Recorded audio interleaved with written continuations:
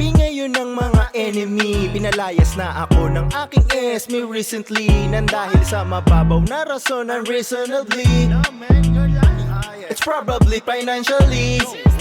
Kaliwat ka ng away sermon, sakit na sa eardrum. Sarap mag-inom at ilaro ng beer pong, mag-roll ng blunt at humit-hit sa big bong, tas manood ng movie together with Simpsons. Sa edad na 33 anyos, hindi pa din ayos. Ang dami ko pang dapat bayarang danyos, at kahit halos sumangos para matapos at tuluyang makawala sa pagkagapos.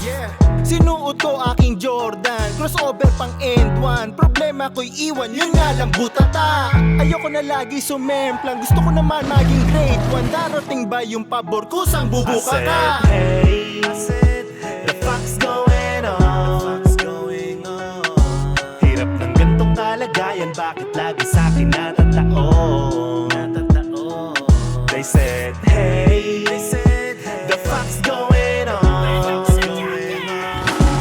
Darating din ang araw na papabor din sa'yo ang panahon. Ako naman, sige. Yeah. Teka lang sandali, ganyan din aking dinadamdam. Palagi na lang mali, tingin nila wala pakiramdam. Gusto ko mapadali, ang buhay nang di na mahirapan. Sinubukan ko na nga magbigti Kaso nabali. Bait mo ka palaran, ba't ako napili? Nung umulan ng malas, pinasalo mong maigi. Wala ko sa iyong takas kahit di pa ko nahuli. Ito, waran to pares. Sumama ka sa amin, arestado ka. Lakas ng trip mong pagtripan ako, bakit trip mo ba ako?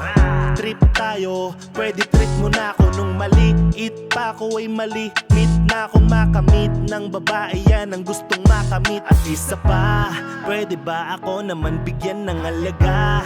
Grabe na kasi ang malas na dinadala. Tumapak na ako sa at namalata, kaso lang di nawawala. Gusto ko na magwala. Said, hey,